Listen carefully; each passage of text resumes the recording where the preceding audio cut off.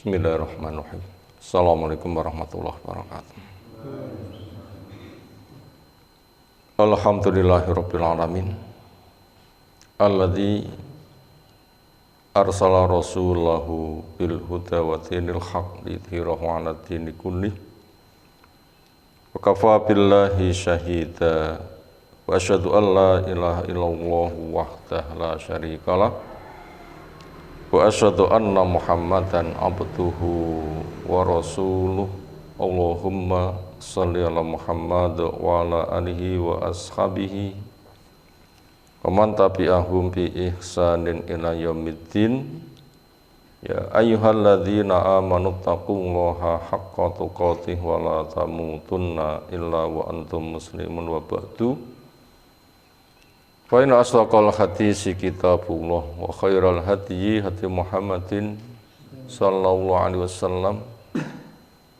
Syarrul umuri muhdatsatuha fa inna kulla muhdatsatin bid'ah wa kulla bid'atin dhalalah wa kulla dhalalatin finnar. Ayyuhal ikhwah akramana subhanahu wa ta'ala. Insyaallah kita masuk hadis yang ke-212 dari 1000 hadis hafalan. Temanya para penolong Rasul sallallahu alaihi wasallam. An Abi Hurairah Abdurrahman bin Sakhar ad-Dawsi radhiyallahu anhu qala Rasulullah sallallahu alaihi wasallam, Quraisyun, orang Quraisy, itu marganya Nabi sallallahu alaihi wasallam. Ketika diruntut ke atas nanti menjurus pada Nabi Ismail, anak Nabi Ibrahim, secara silsilah begitu. Demikian juga wal ansaru, orang Ansor, orang Madinah, dulu namanya Yathrib, menjadi Madinatul Rasul, kotanya Rasul, markasnya Rasul. Akhirnya namanya menjadi Tobah, yang semula gersang menjadi baik, dijadikan tanah haram yang diharamkan oleh Nabi SAW, yang diberkahi. Di sana ada suku Aus, ada suku Khazraj, yang semula penyembah berhala, akhirnya berduyun-duyun masuk Islam, bahkan menjadi pembela habis-habisan. Di antara yang mendorong mereka mudah masuk Islam ialah memang hidayah Allah Subhanahu wa ta'ala. Kemudian secara sebab karena mereka sering mendapatkan kata-kata dari Yahudi. Kami sedang menunggu Nabi, bila tiba akan kami sambut untuk memerangi kamu para penyembah berhala. Orang Madinah digitukan oleh orang Yahudi. Maka ketika mereka sedang haji, Nabi kita datang dari kemah ke kemah, menjelaskan saya seorang nabi. Makanya orang Ansor langsung, lah ini nabi yang diceritakan Yahudi. Mari segera kita sambut, jangan sampai kedahuluan Yahudi, nanti mereka memerangi kita, justru kita yang memerangi mereka. Itu menyebabkan mereka berduyun-duyun masuk Islam. Kemudian dikirim dai Mus'ab bin Umair, semakin marak. Akhirnya waktunya Nabi berhijrah, akhirnya berhijrah. Dengan proses dikepung oleh orang Quraisy, oleh marganya sendiri yang semula menolak dakwah.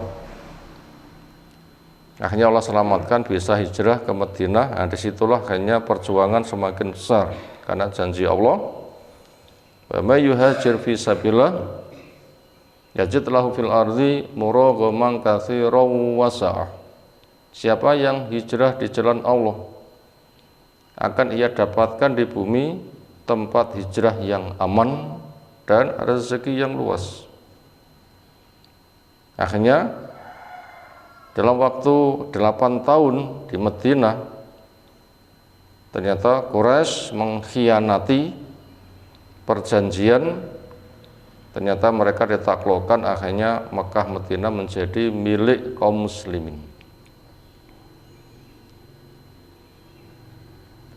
Demikian juga wa Juhainatu, suku Juhainah, wa Muzayyanah, suku Muzayyanah, wa Aslam, dan juga suku Aslam, wa Ghifar, dan suku Ghifar, wal Asja, dan suku Asja. Masing-masing tadi bisa dibilang dari orang-orang Arab yang sangat terkenal. Mereka adalah mawaliya, para penolongku. Semisal Nabi Isa mengajak kepada umat, man ansori ilallah, saya orang yang memperjuangkan agama Allah. Setelah mendapatkan ilmu, mengamalkan, mendakwahkan, mari kita menuju kepada jalan Allah. Ayo, siapa yang mau menolong saya untuk program ini, menerima dakwah ini, mengamalkan, ikut menyebarkan, bila mendapatkan ancaman siap berjuang. Suku-suku di atas ternyata menyambut. Lalu fadilahnya apa? Laisa lahum maulan dunallahi wa rasulih. Fadilah yang Allah berikan kepada mereka yang berjuang habis-habisan, lebih daripada mereka mementingkan diri sendiri, suami, istri, keluarga, harta, semua manusia, kepangkatan, kerajaannya, semua diserahkan untuk membela agama ini. Imbalan yang Allah berikan kepada mereka apa? Tidak ada buat mereka perwalian kecuali Allah yang menjadi wali mereka, kecuali Rasul yang menjadi wali mereka.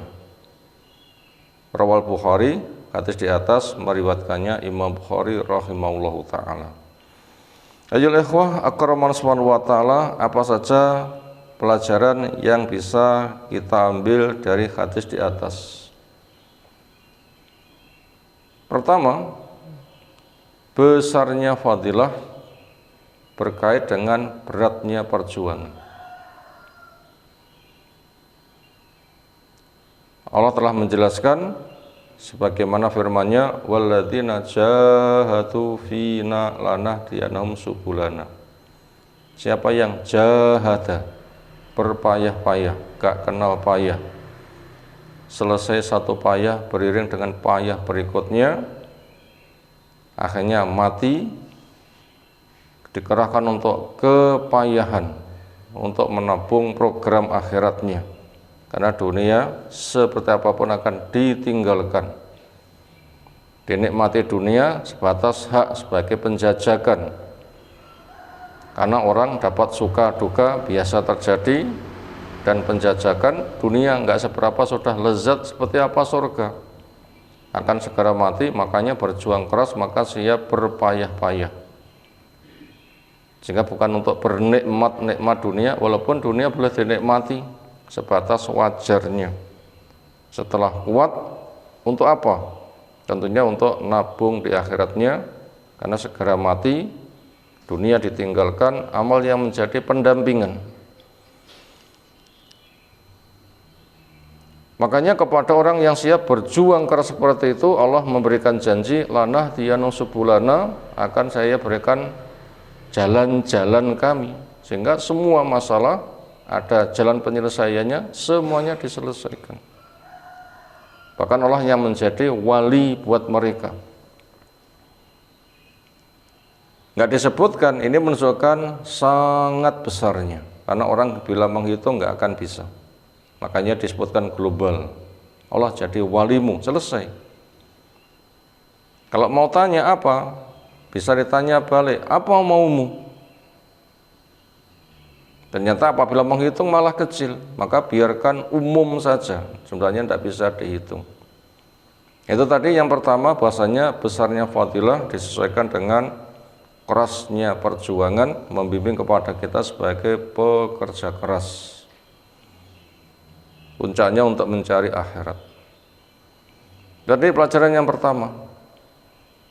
Lalu pelajaran nomor dua, di antara para pembela Nabi, siapa yang paling sungguh getol kerja keras perjuangannya? Jawabnya Quraisy. Artinya orang-orang yang beriman dari Quraisy. Walaupun tidak semua orang Quraisy, walaupun akhirnya Quraisy juga berbondong-bondong, tetapi Islamnya awal, tengah, akhir itu berbeda. Yang awal itu yang paling tinggi, karena mengalami derita berat, ibaratnya membuat fondasi. Gimana beratnya Nabi dakwah di Mekah? Semua ancaman yang menyakitkan, entah itu didengar telinga, dirasa oleh pikiran, diderita oleh badan, didapatkan semuanya. Enggak ada yang lepas dari gangguan Quraisy yang ancamannya bunuh. Nabi saja yang banyak pembelanya dari keluarganya, marga yang kuat, itu tidak aman. Sholat dicekik, sujud tengkuknya ditindih dengan isi perut unta, dan berbagai macam hal yang lain. Abu Bakar juga hampir mati, Umar hampir mati, orang-orang yang sampai mati banyak, yang cacat berat banyak, hartanya habis banyak, sampai harus hijrah ke Madinah, meninggalkan semuanya, seolah nggak punya masa depan. Ternyata mereka kerjakan supaya bebas menyembah Allah, bebas mengikuti sunnah Rasul, bebas berjuang bersama Rasul. Nah, Quraisy itu yang paling berat. Kemudian menyusul Ansor, yang mereka menyerahkan semuanya, sampai harta dibagi dua, keluarga dibagi dua, menyerahkan negerinya sebagai basis perjuangan Islam. Ibaratnya kaum muslimin dari Mekah itu adalah sapi-sapinya, Muhajir, Ansor itu merupakan kandangnya, patoknya, bersama lahannya untuk kiprah semuanya, seolah itu kayak barang yang disesepi. Begitu mereka menyerahkan semua daya untuk membela Nabi SAW. Lalu menyusul suku-suku yang lain, akhirnya menjadi sangat kuat, sehingga di Mekah, Madinah, setan tidak ada kesempatan untuk disembah lagi. Lalu pelajaran nomor berikutnya, ketika mereka telah bekerja habis-habisan, apa imbalannya?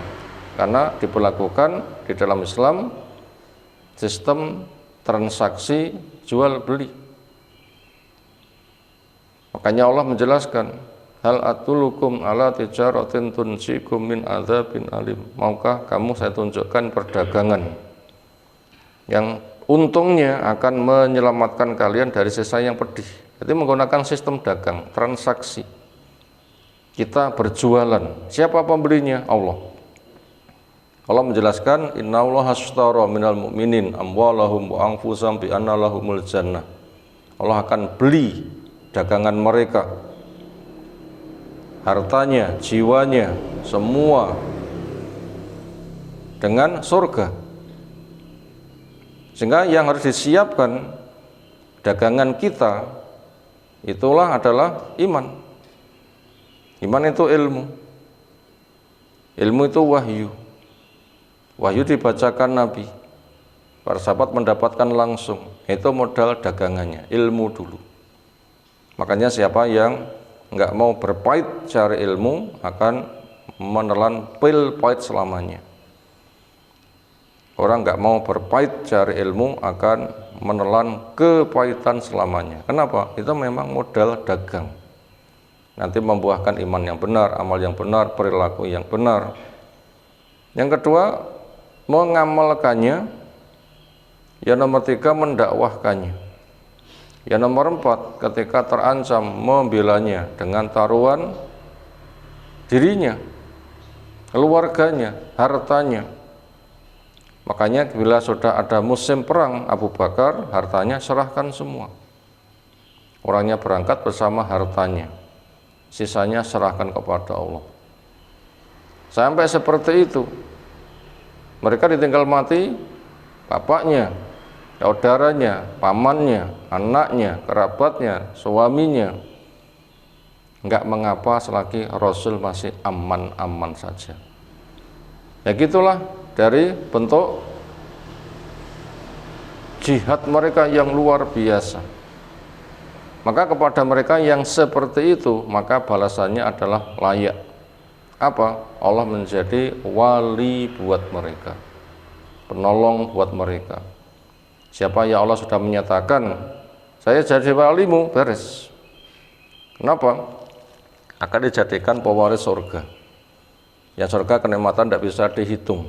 A'dadtu libatiyas sholihin ma la ainun ra'at wala udhun samit wala khatara ala qalbi basar. Saya sediakan untuk hambaku yang soleh kenikmatan surga yang mata belum memandang, telinga belum mendengar, orang belum bisa membayangkan, karena saking indahnya.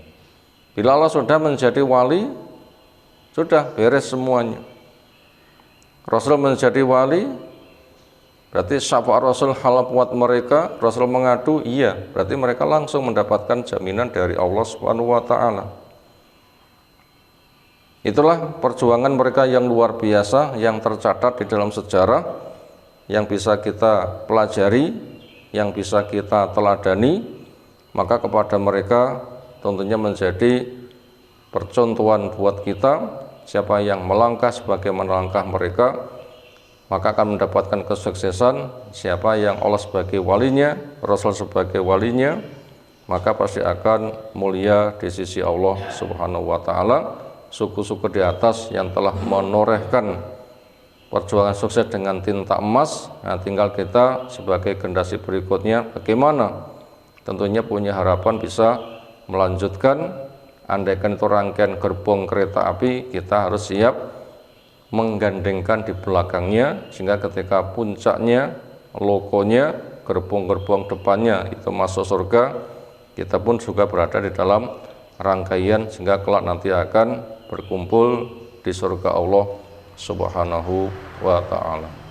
Demikian, subhanakallahumma bihamdika asyhadu an la ilaha illa anta astaghfiruka wa atubu ilaik. Assalamualaikum warahmatullahi wabarakatuh.